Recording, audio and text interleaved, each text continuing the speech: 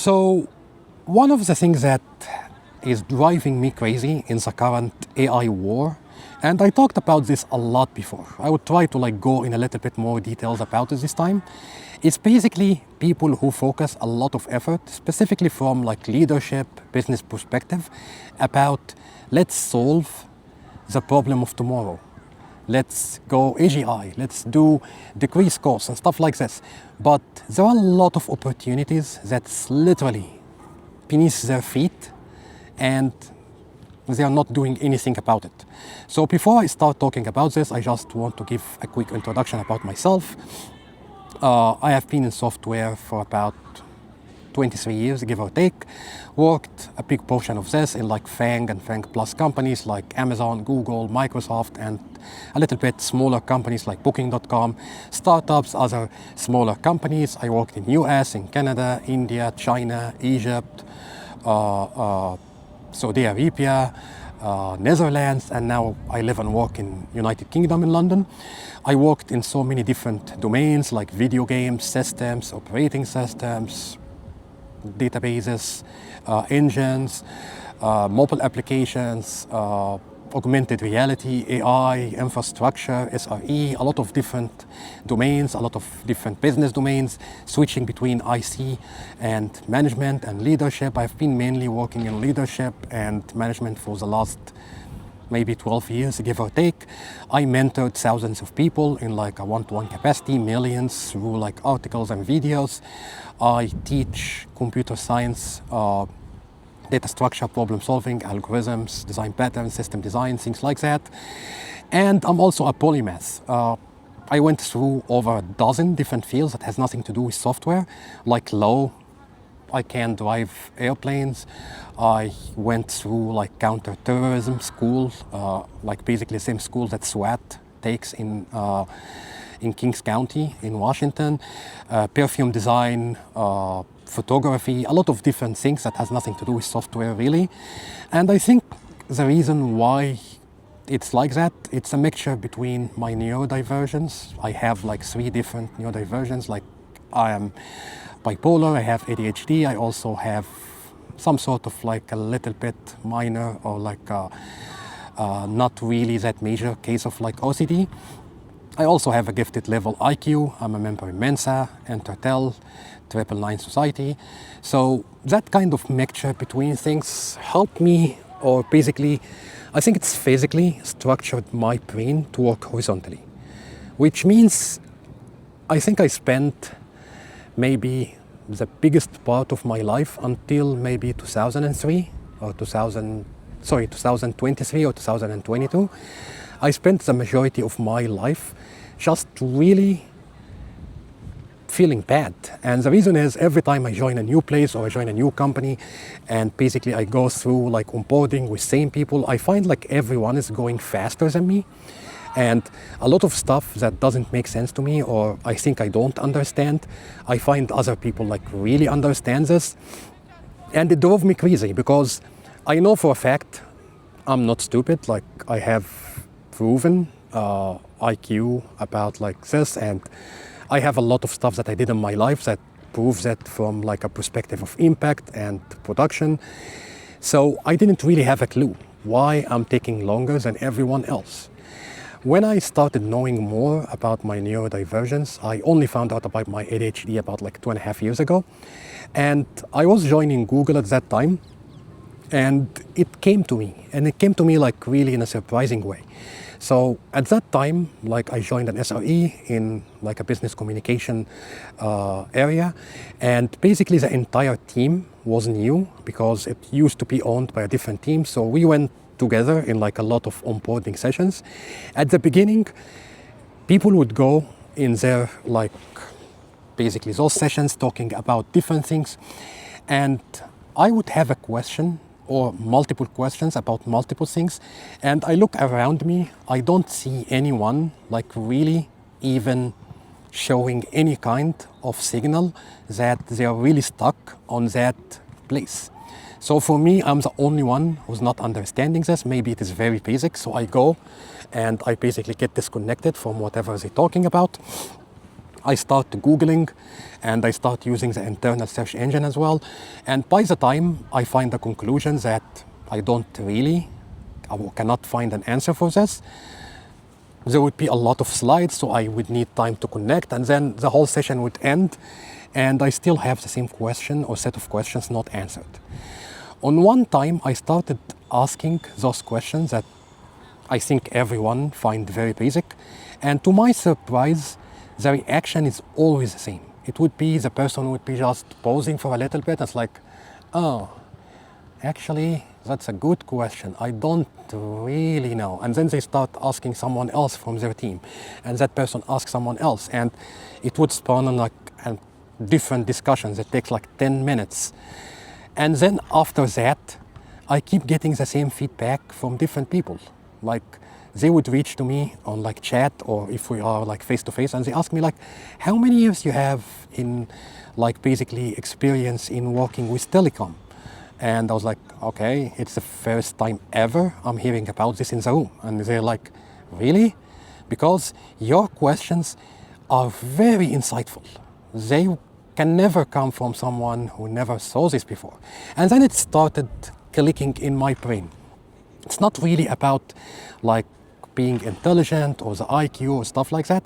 It's maybe because my neurodivergence basically or physically structured my neural pathways in a different way, that somehow when I go into any place, even when I'm buying like, if I'm buying like a shoes or a watch or something like that, it's extremely hard to sell me something fake, because when you show it to me, the first thing that will just jump into my face are things that are out of place, which would basically tell me if it is fake. Like even when I'm like holding a couple of shoes, I can easily in the first second detect like even a single stitch that's out of place, that doesn't match perfectly with the other pair. So for some reason, and it was a nightmare during my entire life, that I always keep seeing problems that no one else see or no one cares about, and it takes me forever to even let others see it. But then I started actually utilizing that.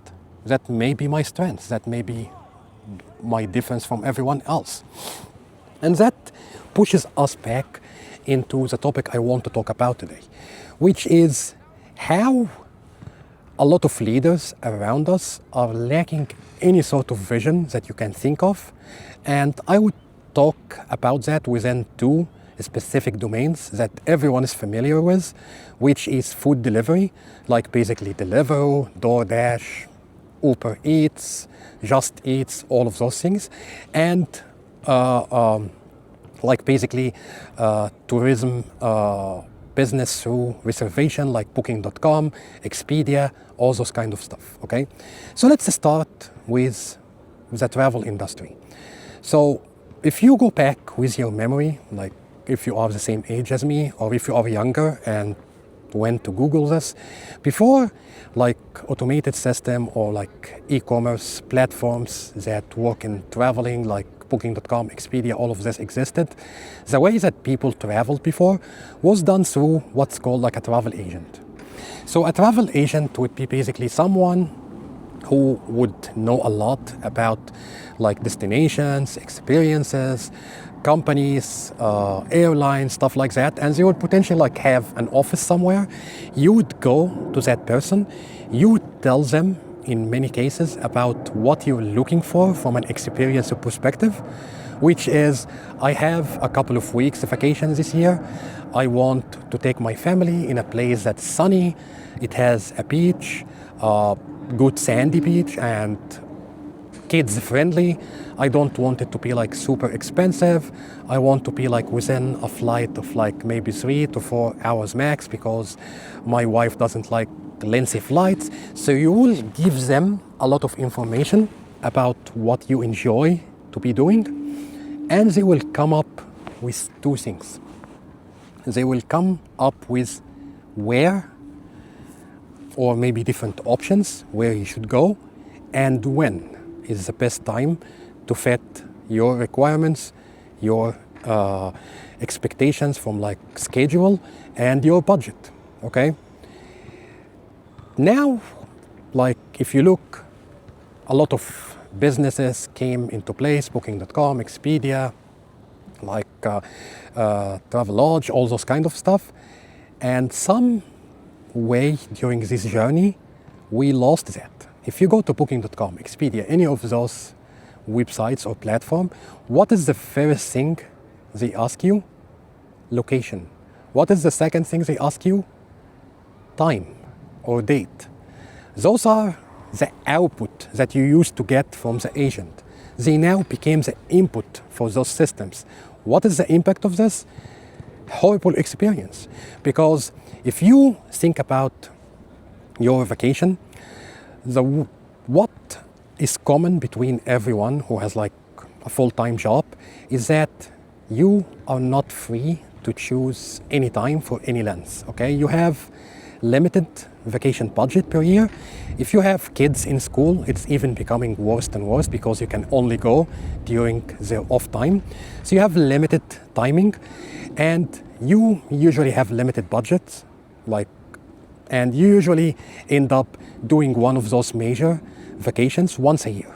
So you want your vacation not to suck. And in order to do this, what everyone ends up doing is that before you go to Booking.com or Expedia or any platform, you spend a lot of time researching destinations, researching experiences, going through like feedback of people, going through like a lot of comments, what kind of foods that exist, what kind of restaurants, the cost of food, the cost of transportation, how safe it is, all those kind of stuff. You do that research on your own, and then you go to the website to do that reservation. Today, it became a little bit easier with LLMs because you can kind of asking them to do this for you. There is no guarantee that they will not hallucinate, but it's becoming better.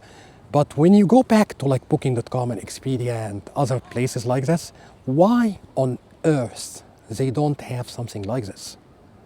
It's not really that hard to build. It doesn't even need LLMs or stuff like that. It needs technologies that existed 15 or even 20 years ago. If you go to like Booking.com and all those kind of platforms, they have a lot of data about a lot of things. They have data about hotels, they have data about landmarks, they have data about points of interest, they have data about travel, they have feedback from users about travel, about cities, about a lot of different things. Your experience shouldn't always start with choosing a city and choosing a date. It can start with what do you want to do. It can be as simple as popping up a screen that has what kind of experience you want to go. Beach, night, adventure, something very like romantic for couples, something adventurous, something like that. And it can be like even done using like a finite state machine with different screens. Every one of them would be limiting options. And at the end, it will come up with different options. Here is based on what you choose so far. Here is your choices based on the budget you specified. Here is dates that we think it's better. And here is the top 1 or 2 recommendations that we have for you. Today, in order to reach this, you spend a lot of time and a lot of effort, and there is no guarantee that you end up with the best approach because not everyone is very good at researching and using tools and stuff like that. That's like an easy solution that an intern can actually build. Like if I have access to Booking.com data, I can build this entire experience in a couple of weeks. It will not be really that big of a deal. If you want to like build something really deep, something insightful, maybe using like few models that you build and stuff like that, it will take like what? A team of 5-6 people, like a vertical team between like front end, back end data scientists, maybe 1 or 2 machine learning engineers. It will take them what? 8-9 months to build like an MVP for this. Why it doesn't exist? It's beyond me. Like, what kind of competition exists today between Booking.com, Expedia, different stuff? It's mainly pricing. Like if someone wants to do a market penetration today and dominate the entire industry, the main thing that they can do is burning cash. They would like pretty much burn through all of this. So today the competition is really based mainly on availability of different options and the pricing. That's not like a really hard market entry, basically barrier for other competitors. Like once you have money, you can pretty much take over that. Now let's go to a different industry, like food delivery. If you want to order something today and you have accounts on Deliveroo, Uber Eats, Just Eats, DoorDash, whatever options that exist in your country, which one do you choose from? Based on what? Again, based on availability. Like if you are looking for grilled meat or steak, you will find which one of them give you more options and which of one of them is cheaper. Maybe cheaper on the actual food cost or cheaper on the delivery costs. Aside from this, nothing. You really have nothing that basically connect your customer to you. Like Booking.com tried to get away with this by having like loyalty programs, having like that kind of tiers that give you some discounts and stuff like that, but that's it. That's it.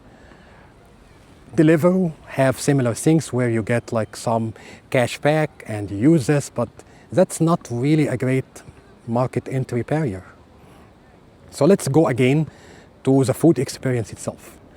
When you want to eat right now, how does it go? Okay, usually you, in most cases, want to eat a specific food profile, not an actual food. What does this mean?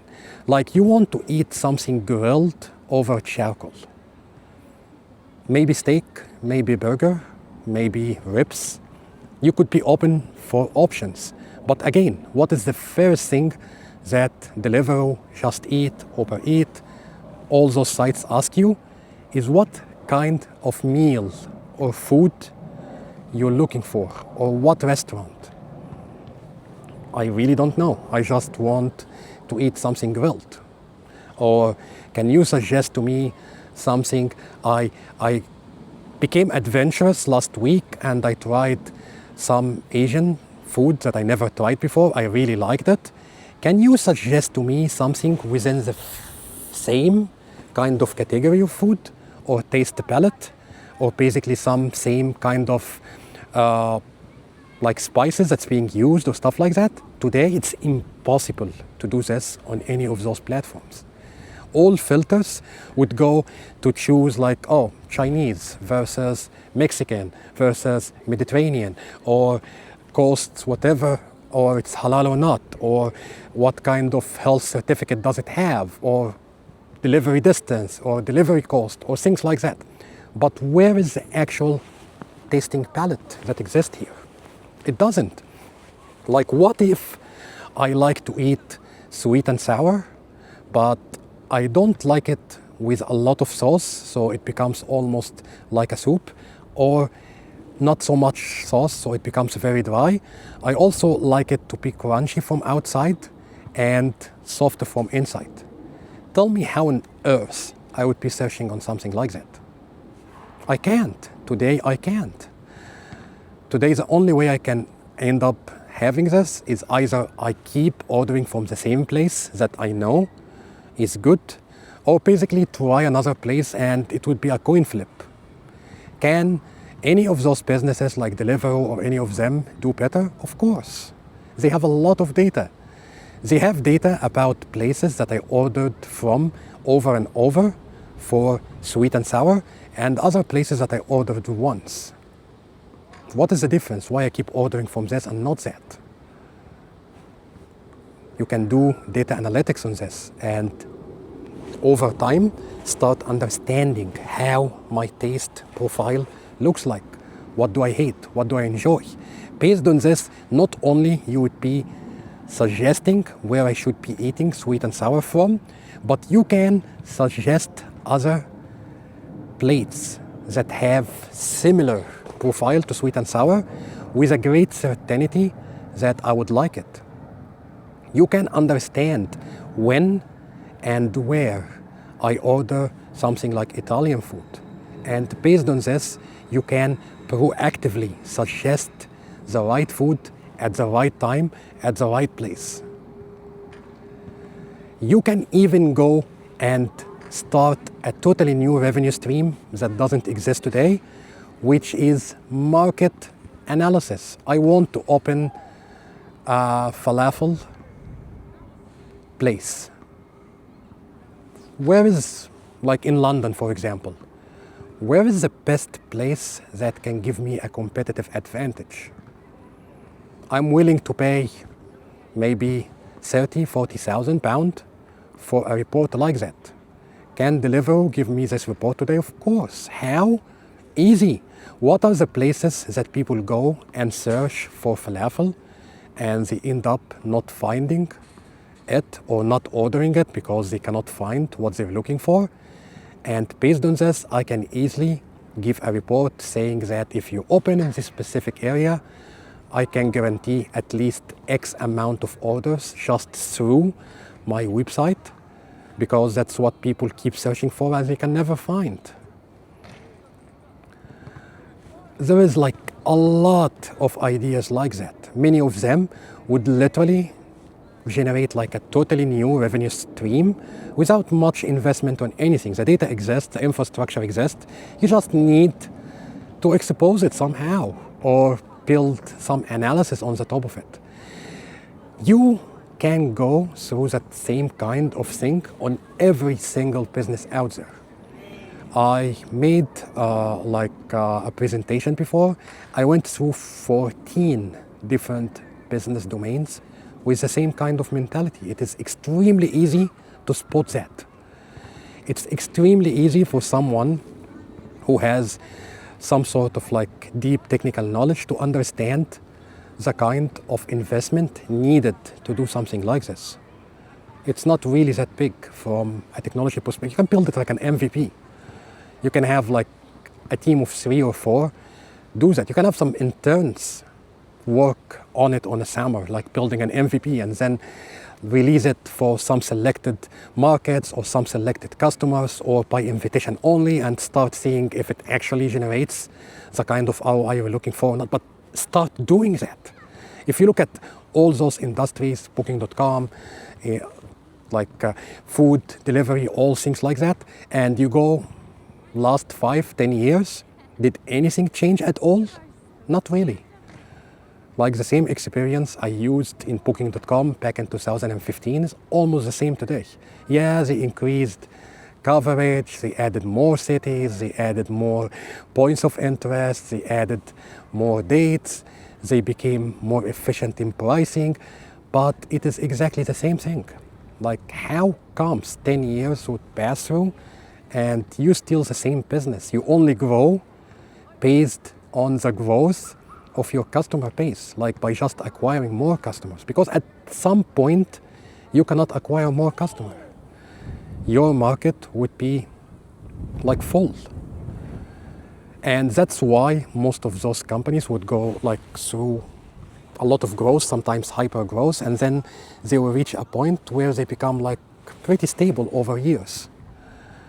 Why is this? Because, yeah, there is no revenue streams, there is no pivoting, there is no nothing. You're just depending on going into new cities, new countries, maybe adding new restaurants or adding new hotels or things like that, or maybe reaching more customers that you're not able to reach before by adding new payment methods that didn't exist before. That's not really something to gamble the future of a company on. I really hate it because every time I speak about such topics with different people, even people working on such industries, I always get like an eyebrow up, like, yeah, this is actually seems to be like very basic. I'm surprised that we never thought about that. Yes, it is very basic. It's extremely basic that you just hate it, that it doesn't exist. Hate it as a customer. Like, our lives would have been much better if our food delivery and our travel experiences worked like the way I described. And I just gave you like really few examples. I have like a lot more examples about that. Like going back to like the food delivery, for example, things like this. How can you basically like advertisement, for example. Some restaurant sponsored location when someone searched for specific food and stuff like that, that's good. But how about advertisement based on actual needs? How about you would know that, oh, today is Tuesday, it is afternoon, I'm sitting on a park. Based on what you understand about me so far, and my history and my orders, things that I canceled, things that I rated and stuff like that, you have maybe a 70% certainty if you popped up a message right now about, like, in that kind of weather, like a little bit sunny but cold, if you popped up a message right now on my phone saying, hey, how about like some hot tea? Or how about maybe some pow buns with lamb? I was not thinking about food, but to be honest, just thinking about this right now, I became hungry. And if I saw someone selling pow buns right now with lamb, I would pretty much buy that. I was not hungry like 3 minutes ago. It was not on the top of my head. But just me saying this out loud made me like feel I'm carving, like eating this. That's an advertisement revenue streams that doesn't exist today in any of those businesses. No one is seeing it for some reason. I don't know why, but it's just exhausting to keep seeing those things and no one is doing anything about them. But who knows, maybe someone tomorrow would just come up with a startup and just eat the market from all those companies because they were too lazy or too blind to see those opportunities. I hopefully want to see that happening because it would benefit me as a customer before anything else. Anyway, see you later.